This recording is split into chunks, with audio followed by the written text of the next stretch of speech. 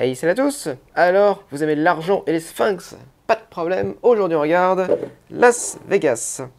Alors, dans Las Vegas, comme vous vous en doutez, on incarne des joueurs et on va aller jouer au casino. Alors concrètement dans le jeu, comment ça fonctionne? Eh bien tout simplement, on va avoir des dés qu'on va placer sur les différents casinos. Et ensuite, en fonction du nombre de dés qu'on aura placé sur chaque casino, on va récupérer des majorités. Les majorités vont nous faire de l'argent et l'argent, c'est ce qui nous fait gagner à la fin de la partie. Pour la mise en place, on va prendre nos casinos qui sont numérotés de 1 à 6. On va les placer au centre de la table. Je les mets 2 billets ici parce que j'ai pas suffisamment de place. Et ensuite, en face de chaque casino, on va piocher des billets de ce tas de billets. Et on va piocher des billets jusqu'à avoir une valeur de 50 000 ou plus. Donc par exemple, si on prend le premier casino, hop, là j'ai un billet de 30 000. Ok, donc ça, j'ai pas atteint 50 000, je continue. Boum, un billet de 40 000, ça fait 70 000, donc je m'arrête de piocher. Je passe au casino numéro 2, hop, j'ai 10 000, plus 50 000, ça fait 60 000, donc je m'arrête de piocher, hop, on va les mettre comme ça. Troisième casino, 70 000, c'est bon, j'ai dépassé 50 000. Quatrième casino, 90 000, j'ai dépassé 50 000, 70 000, et le dernier, 20 000, donc je continue de piocher. Hop, et 50 000, ça fait 70 000, voilà. Donc ça, c'est la mise en place. Les autres billets, on les utilisera un petit peu plus tard.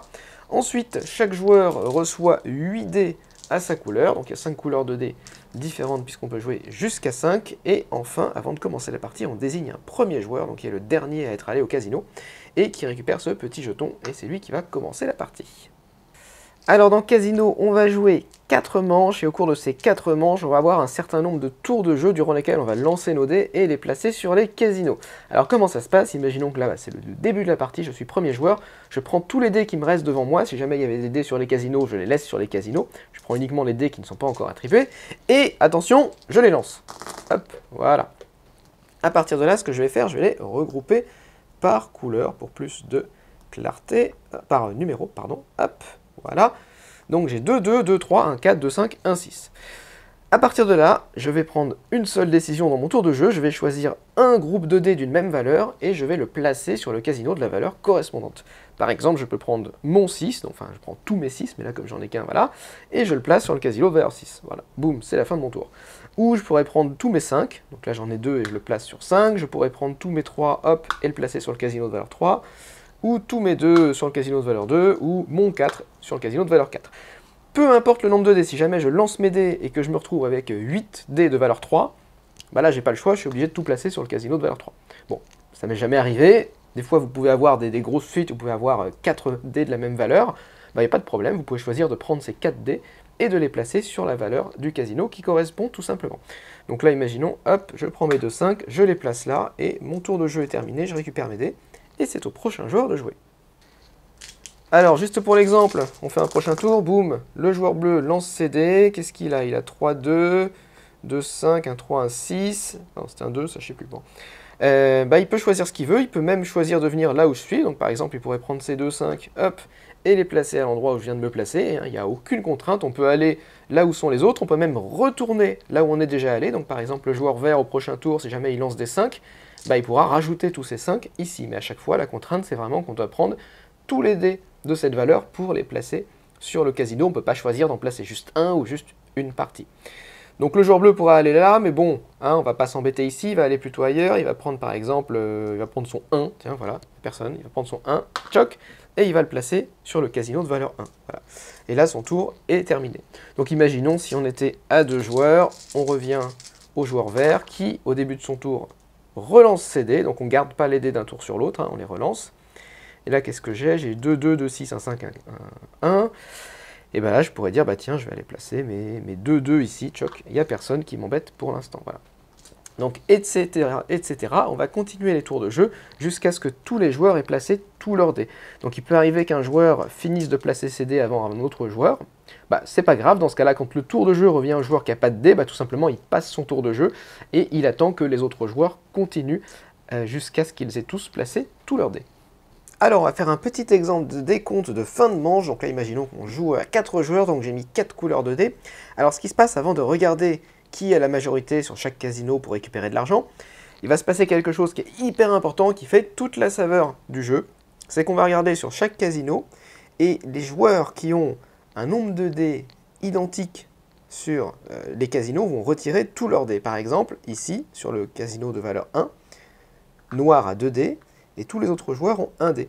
Et bien comme tous les autres joueurs ont le même nombre de dés, on va retirer tous leurs dés, ils ne vont pas compter dans la majorité pour savoir si quelqu'un récupère de l'argent. Ici, il n'y a pas ce problème, ici, il n'y a pas de problème. Ici, on a le même problème, c'est-à-dire que rouge a 2 dés et jaune a 2 dés également. Et bien dans ce cas-là, tous les joueurs qui ont le même nombre de dés retirent tous leurs dés. POC, les deux joueurs retirent leurs dés, personne ne va rien gagner pour ce casino.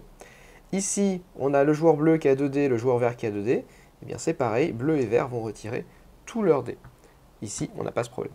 Donc voilà, c'est la première chose qu'on fait, c'est quel que soit le nombre de dés, à partir du moment où vous avez le même nombre de dés qu'un autre joueur, eh bien vous retirez tous vos dés. On pourrait même imaginer une situation où, hop, on va faire ça comme ça, chop, chop, bah alors, un petit 1, voilà, où ici, jaune a 2 dés, noir a 2 dés, donc ils retirent leurs dés, hop, et bleu a un dé et rouge a un dé, du coup ils retirent également leurs dés. C'est-à-dire qu'à aucun moment il faut que vous ayez le même nombre de dés qu'un autre joueur, sinon vous retirez tous vos dés. Voilà, donc c'est le petit truc qui fait que ça va devenir un jeu extrêmement méchant à certains moments.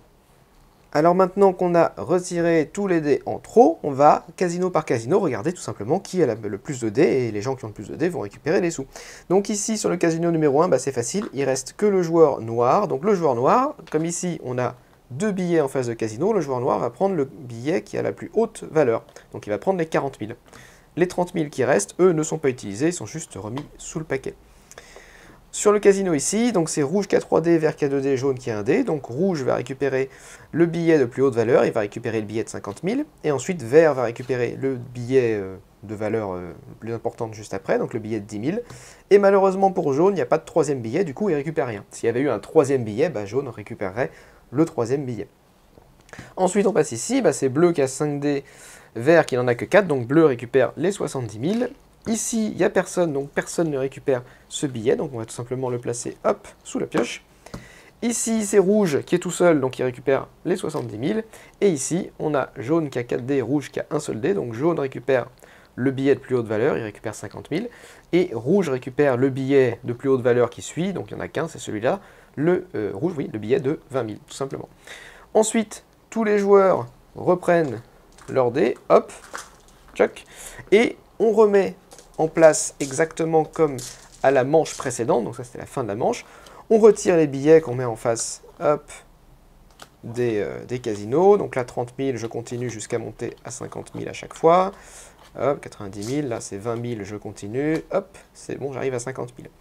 Le jeton premier joueur, hop, le petit jeton ici, change pour aller au joueur suivant dans le sens horaire, et on recommence une nouvelle manche exactement comme la première. Et à la fin des 4 manches, eh bien, les joueurs tout simplement comptent combien ils ont d'argent, alors l'argent est mis devant eux face cachée, et le joueur qui a le plus d'argent tout simplement remporte la partie.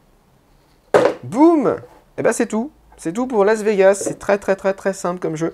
Alors au niveau du matériel, vraiment il n'y a rien à dire, le jeu est très bien fait, c'est des dés tout à fait classiques. L'argent c'est bien, c'est pas de l'argent tout pourrave de Monopoly, c'est vraiment c'est quasiment des cartes en fait que vous distribuez ici, hein. C'est pas l'argent en papier, donc ça c'est plutôt bien, ça veut dire que c'est assez résistant, ça va tenir longtemps. La règle est plutôt bien faite, il n'y a rien de particulier, c'est très simple comme jeu, il y a des exemples qui sont très parlants. Le format de la règle est un petit peu bizarre comme ça tout en longueur, mais bon, c'est pas très grave, les informations y sont.